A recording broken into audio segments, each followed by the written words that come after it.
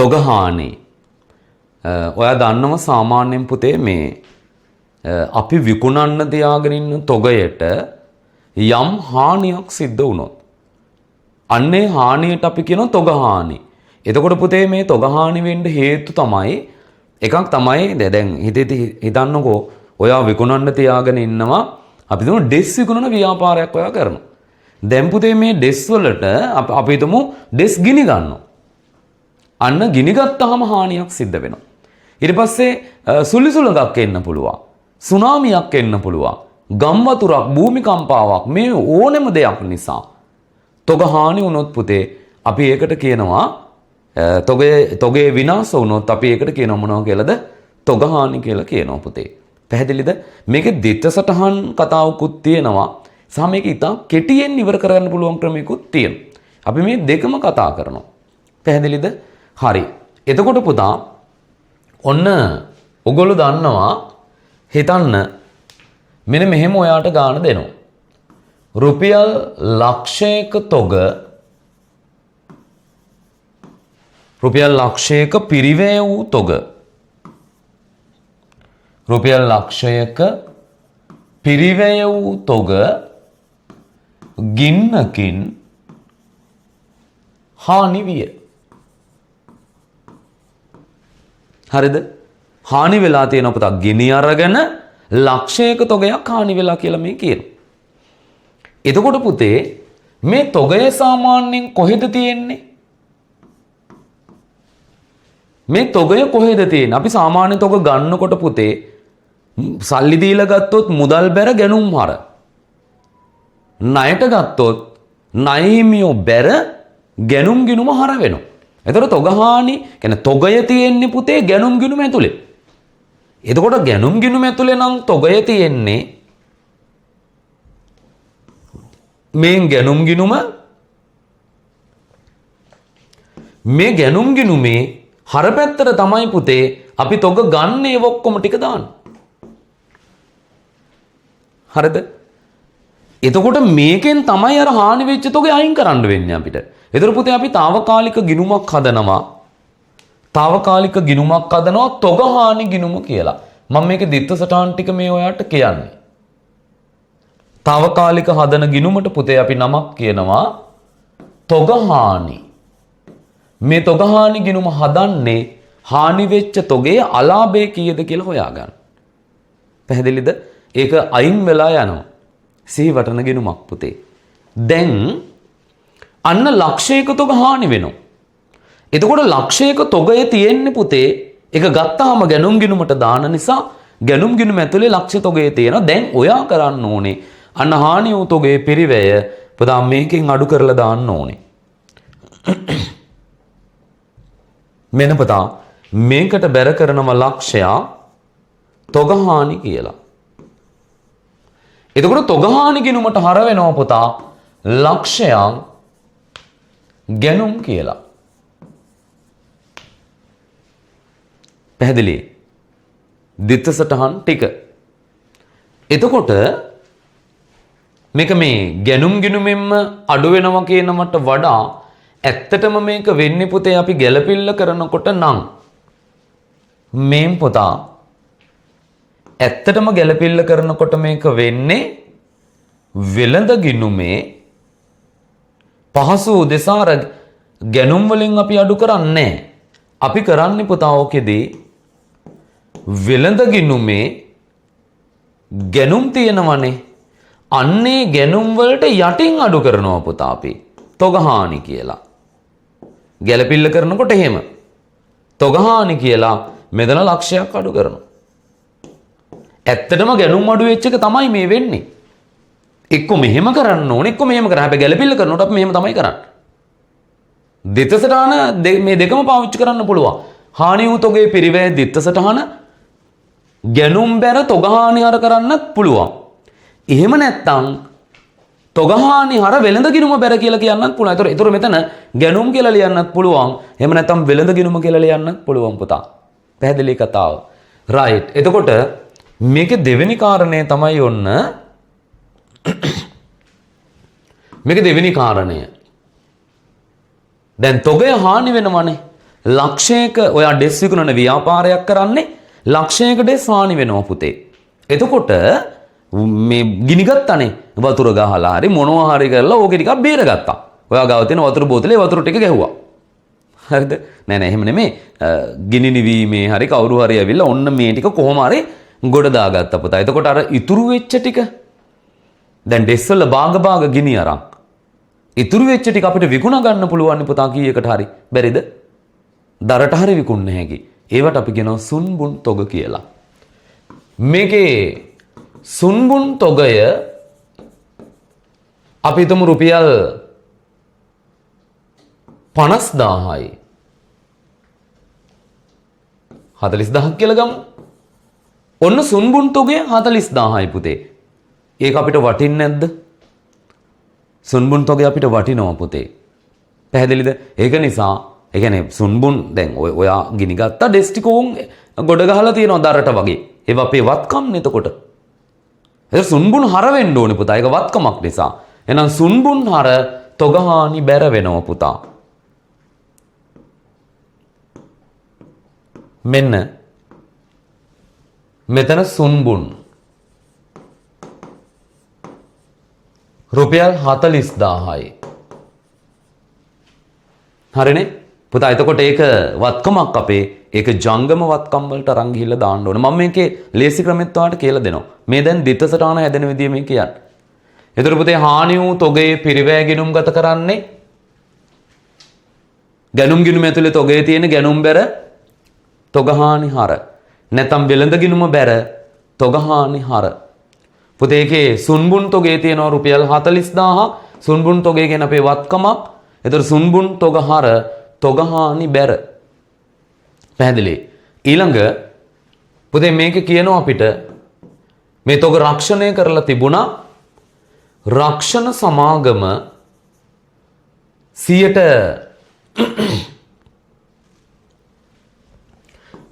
80ක් දෙන්න එකඟ වෙනවා අලාභයෙන්. රක්ෂණ සමාගම අලාභයෙන් 80ක් ලබා දීමට එකඟ විය. ලබා දීමට එකඟ විය. තාම දුන්නේ නැහැ. හරි. පුතේ තොගහානි අලාභය දැන් ඔයා මට කියන්න මේ ලක්ෂයෙන් 80ද දෙන්නේ? ලක්ෂයෙන් 80ද? එහෙම නැත්නම් පුතේ මේකෙන් මේක අඩු කරලා එන 60000න් 80ද දෙන්නේ? කියන්න මට. පුතා මේ ලක්ෂෙන් 80ක් දුන්නොත් ඉන්නේ එහෙම එතන 80000ක් එනවනේ පුතා. එතන 80000යි සුන්බුන් ටික 40000කට විකුණ ගත්තොත් පුතා අපිට එතන 120000ක් හම්බෙලා. දැන් ලක්ෂයක තොග හානි වුණා 120000ක් හම්බුණා. මරුනේ. ඒක නිකන් ව්‍යාපාරයක්. ලාභයිනේ පුතා. මං කියන්නේ මෙහෙම වුණොත් එහෙමනම් ඔයා මේ බිස්නස් එක පටන් ගනි මොනවද? හදනවා ගිනි තියනවා. දහවතාවක් ගිනි තියාගත්ත නැති. එක වතාවකදී 20000 ලාභයි. ලක්ෂ දෙකක් විතර දිනවා මාසෙට මරුනේ පුතා. එහෙම නැහැ. රක්ෂණ සමාගම පුතා ඒ තරම් මෝඩ නැහැ.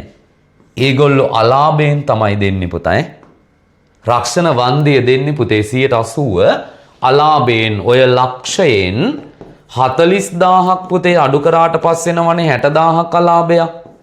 ඔන්න ඔය 60000න් පුතේ 180ක් ඔයාට දෙනවා. 180. ඒ කියන්නේ 48000ක් නේ.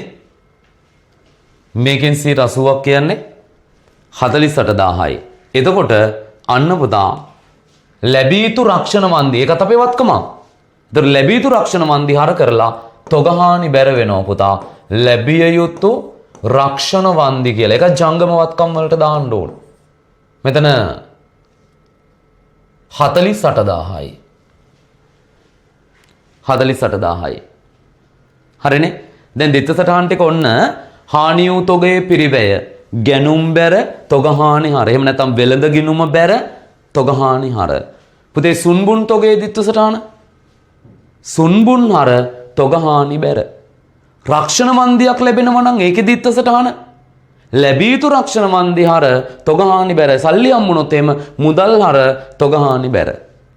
හරි දැන් පුතේ අපිට අවාසිය වෙලා තියෙනවා තොගය හානි වෙලා තියෙනවා ලක්ෂයක තොග පුතේ අපිට ඒ වෙනුවෙන් හම්බ වෙනවා මෙතන 88ක්. එතකොට අපි මේක තුලණය කරලා බැලුවොත් ඉන්න එහෙම අන්න පුතා ලාභාලාභ ගිණුමට යනවා තොග හානි අලාභය කියලා උත්තරේ 12000ක්. හරිනේ. එතකොට හානි වූ තොගේ අලාභයේ දිත්ත සටහන පුතා ලාභාලාභ ගිණුම හර වෙලා තොග හානි බැර වෙනවා.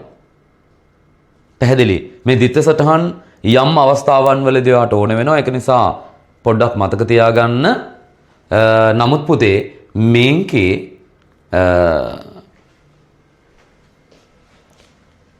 සරල ක්‍රමය මේකට සමීකරණයක් තියෙනවා පුතා. මෙන්න සමීකරණය. තොගහානි අලාභය සමානයි හානි වූ තොගයේ පිරිවැය.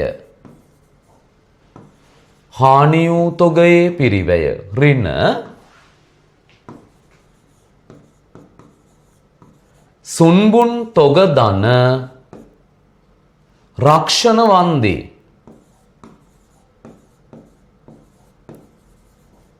රක්ෂණ වන්දී.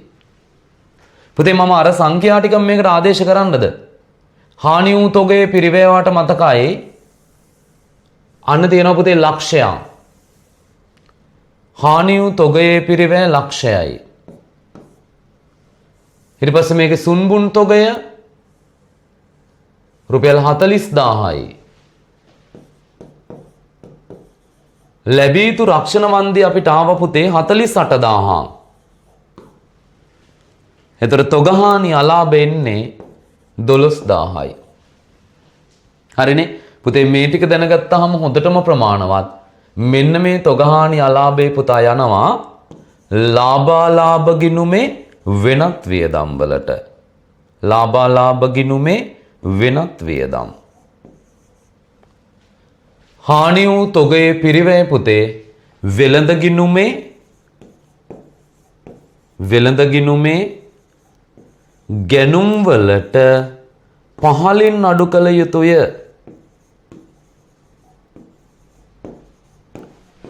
මෙන්න මේ දෙකම පුතා ජංගම වත්කම් වල ගැලපිය යුතුය. ජංගම වත්කම් වලට ඇතුළත් කළ යුතුය. ඉතින් ඔච්චරයි ගැලපෙන්න පුතා. මේ සමීකරණය දන්න ළමයාට ගණන් හදන්න පුළුවන් පුතා. කිසිම ගැටලුවක් නැහැ. රයිට්. අපි මේක ලියාගමු ටක් ගාලා. මේක ලියාගන්න ඔහොමම ලියාගමු. ඔයාට මේ ඉන්න දිත්ත සටහන් ටිකට ගිහිල්ලාම එනවද? මේක ලියාගෙන දිත්ත සටහන් වලට යනවද? මේක ලියාගෙන යන්නේ නේද? මේක ලියාගන්න ඉස්සර වෙලා. තොගහානි අලාභේ සමානයි තොගහානි අලාභේ සමානයි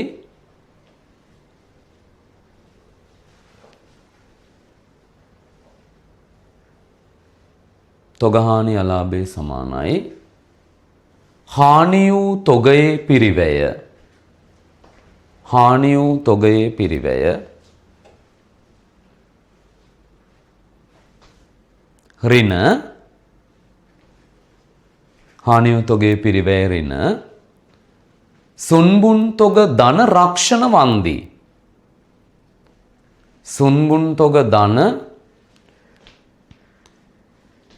රක්ෂණ වන්දි.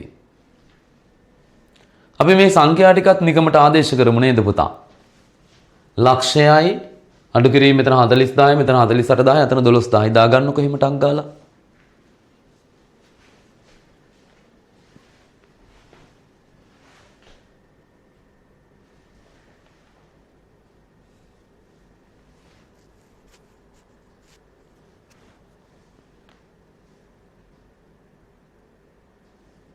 හරි. පුතේ මේ 12000ට පොඩි ඊතලයක් දාලා ලියන්න. ලාභාලාභ ගිණුමේ වෙනත් වියදම් තුල දැක්විය යුතුය. ලාභාලාභ ගිණුමේ වෙනත් වියදම් තුල දැක්විය යුතුය. ලාභාලාභ ගිණුමේ වෙනත් වියදම් තුළ දැක්විය යුතුය.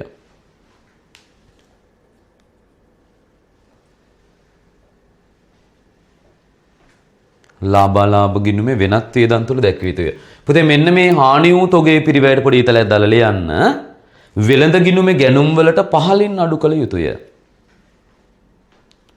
වෙළඳ ගිණුමේ ගැනුම් වලට පහලින් අඩු කළ යුතුය.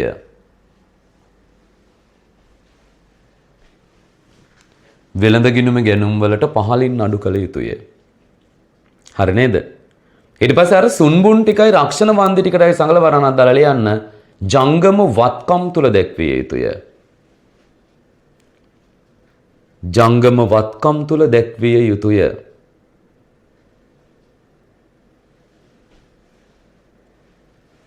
හරි නේද?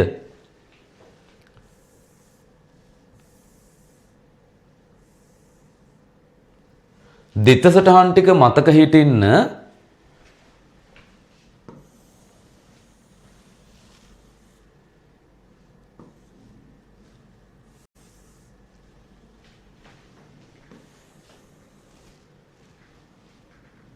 මේ ගිණුම දිත්ත සටහන් ටික මතක හිටින්න. මේ ගිණුමත් යටින් රූල් කරගන්න.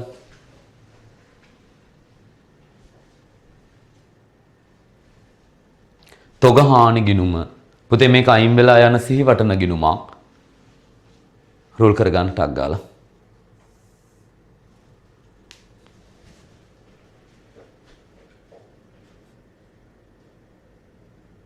තොග හානි ගිණුම. එතකොට මේක ගැනුම් එහෙම නැත්නම් වෙළඳ ගිණුම.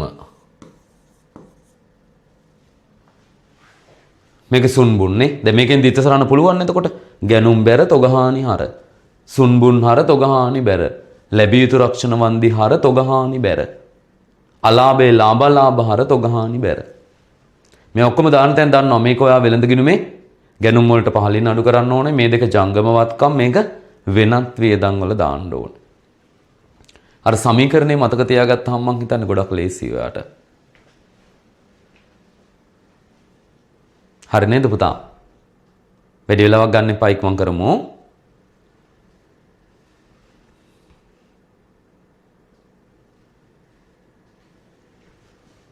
හරි. අපි යමු අභ්‍යාසයට. රෝල් කරගන්නටක් ගාලා.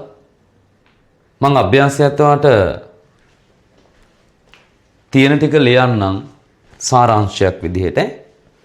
ගානේ තියෙන්නේ මේ අපිට ගැනුම් දීලා තියෙනවා 800ක් ගානේ.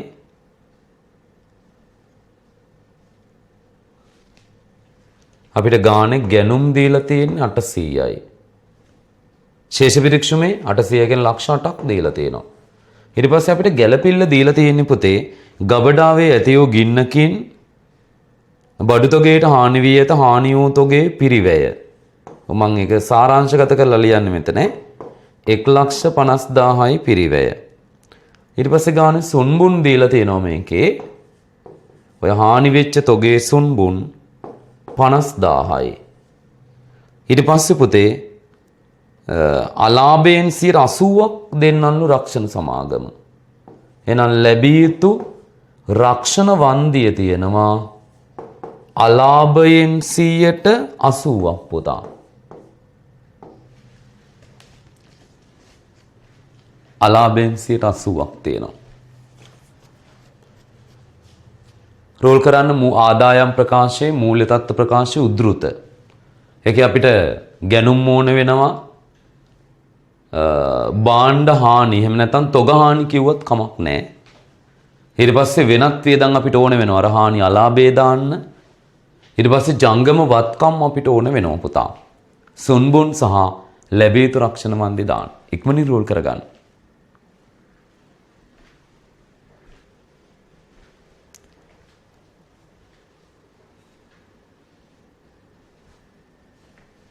මේ තොග හානි ගැළපිලි එහෙම ගොඩක් වටිනවා පුතා ඈ. ළමයිට ගොඩක් ඕවා කරගන්න අපහසු ගැළපිලි. ඔක හරියට තේරුම් ගත්තා නම් ඔගේ කරන්න දෙයක් ඇත්තටම නෑ පුතා. ඊටාම සරලයි. ඒක ඔයාට පැහැදිලිව තේරෙනවා.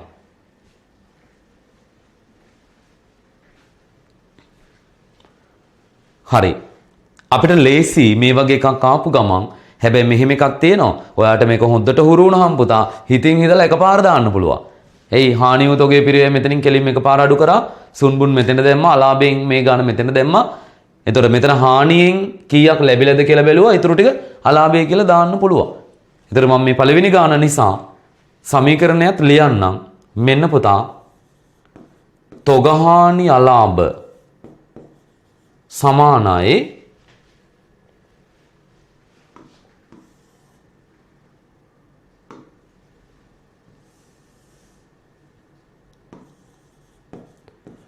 තොගහානි අලාභය සමානයි හානි වූ තොගයේ පිරිවැය. හානි වූ තොගයේ පිරිවැය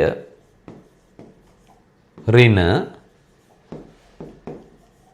සුන්බුන් තොග ධන ලැබිය යුතු රක්ෂණ වන්දි. ආදේශ කරගමු. පුතේ හානි වූ තොගයේ පිරිවැය 150යි. දහස් වලින් සුන්බුන් 50යි. එතකොට අලාභයෙන් 80ක් රක්ෂණ සමාගම දෙන්නලු පුතේ. එතකොට අලාභය ඇත්තටම 1,50,000න් 50,000ක් ගිහපුවාම ලක්ෂයයිනේ. එහෙම නේද? එතකොට ලක්ෂයට 180ක් ඔයා බලන්න. ලක්ෂයට 180ක්. අය ලියලියා හදන්න දෙයක් නැහැ පුතා 80000යි නේද? ලක්ෂයට 180ක් කියන්නේ පුතා 80000යි කියන්නේ 80යි. එතකොට මෙතන තොගහානි අලාභේන ඔයා කැල්කියුලේටරේ පාවිච්චි කරන්න 20යි. හරිනේ? 150න් මෙතන 50ක් අඩු නම් 100යි. ඒකෙන් 80ක් ගියපුවාම 20ක් එනවා තොගහානි අලාභේ. පැහැදිලි? රයිට්. දැන් ඔයාලට තේරෙන ওই ටික මෙන්න මේ අපි හදාගත්ත ආදායම් ප්‍රකාශයේ මූල්‍ය තත්ත්ව ප්‍රකාශයට ආදේශ කරගන්න. රයිට්. මේ ගැළපිල්ලට අදාළ කොටස විතරයි පුතා. හානි වූ තොගයේ පිරිවැය අපි මෙතනින් අඩු කරනවා පුතා 150යි. ඊට පස්සේ සුන්බුන් තොග ජංගමවත්කම්වල අපි ලියනවා සුන්බුන් තොග 50යි. ඊට පස්සේ ලැබිය යුතු රක්ෂණ වන්දිය ලැබිය යුතු රක්ෂණ වන්දි ලෑ රක්ෂණ වන්දිනේ කෙටියෙන් 80යි. හරිනේ? දැන් පුතේ මේ මෙතන වෙනත් වියදම් වල තොගහානි අලාභ කියලා අපිට දාන්න පුළුවන්. ඉතින් ඔයාට මෙහෙමත් පුළුවන් නේද පුතා? දැන් ඔන්න මේක හොඳට ඔයාට තේරුණා නම් පුතේ මෙතන කෙලින්ම හානිය තොගයේ පිරිවැය දැම්මා. සුන්බුන් ටිකයි ලැබිය යුතු රක්ෂණ වන්දය මෙතන දැම්මා. මේකෙන් මේ දෙක අඩු කරලානේ අලාභය එන්නේ. නේද? අපේ සම්පූර්ණ ලාභය 150ගේ හානි වුණා. හැබැයි ඒකට මේ දෙකම හම්බ වෙනවානේ. සුන්බුන් ටික විකුණලා ගන්න පුළුවන්. රක්ෂණ සමාගෙන් මේ ටික ගන්න පුළුවන්. ඒතර මේකෙන් මේ දෙකම හම්බ වෙනවා නම් පුතේ අලාභය ඉතින් මේකෙන් මේ දෙක අඩු කරලා එකපාර මෙතන 20යි කියලා දාන්න පුළුවන් ඔයාට. ලේසි. ආයේ මේව ලියලියා ඉන්න ඕනෙත් නෑ ඇත්තටම. මේක හරියට තේරුම් ගත්තොත් වැඩේ හරි. දිතසටහන් හිතේ ඉන්න එපා. දිතසටහන් හිතේ ඉන්න එපා. ටක් ගාලා මේ වැඩේ ගොඩ දා ගන්නවට පුළුවන්. පැහැදිලි? රයිට්. ඊළඟ ගානට යන් අපි. ඊළඟ ගානට රෝල් කරගන්න ඉක්මනින්.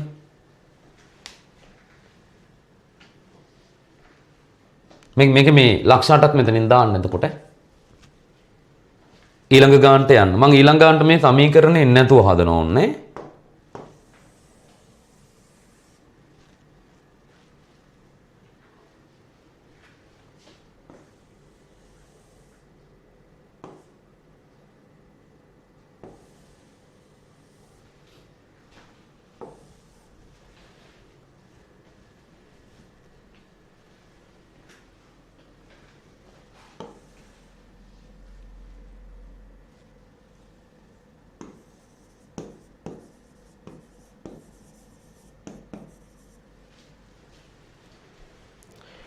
හරි.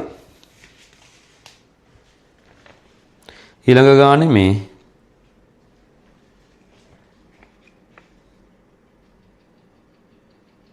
මුදලුත් තියෙනවා පුතා ඈ.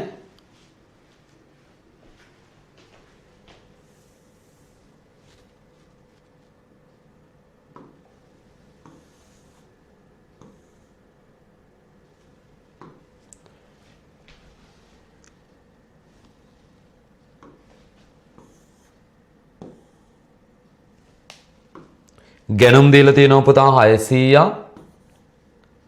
ඊට පස්සේ මුදල් දීලා තියෙනවා ගානේ 50ක්. 50000ක පිරිවැය තොග හානි වුණාලු. ඒවා 10000කට විකිණිය හැකිව ඒ කියන්නේ සුන්බුන් 10යි. අලාභය වෙනුවෙන් 30000ක් දීමට රක්ෂණ සමාගම එකඟ වුණාලු පුතා. මෙන්න රක්ෂණ වන්දි 30ක් දෙන්නම් කියලා. එකඟ වී 20ක් මුදලක් එම අවස්ථාවෙම දුන්නලු. පුතේ මේකෙන් 20ක් මුදල් ඒ වෙලාවෙම ලැබිලා. එතකොට 10ක් ලැබිය යුතුයි නේද පුතා? ඇයි 30න් 20ක් දුන්නා නම් ඒ වෙලාවෙම තව 10ක් අපිට ලැබෙන්න තියෙනවා පුතා. එම මුදල් ගිණුම හර කිරීම පමණක් සිදු කර ඇත. වෙනත් කිසිදු ගැළපීමක් සිද්ධ කරලා නැහැලු. හරි පුතා මේ 20 ලැබිච්ච එක මුදල් වලට එකතු කරලා තියෙනවා කියලා කියනවා. එහෙනම් අපි නැවත ඒක එකතු කරන්න අවශ්‍යතාවයක් නැහැ පුතා.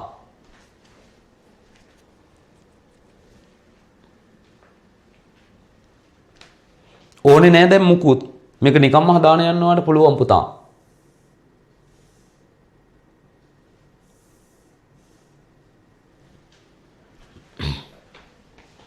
රෝල් කරගන්න නැති ඔයා.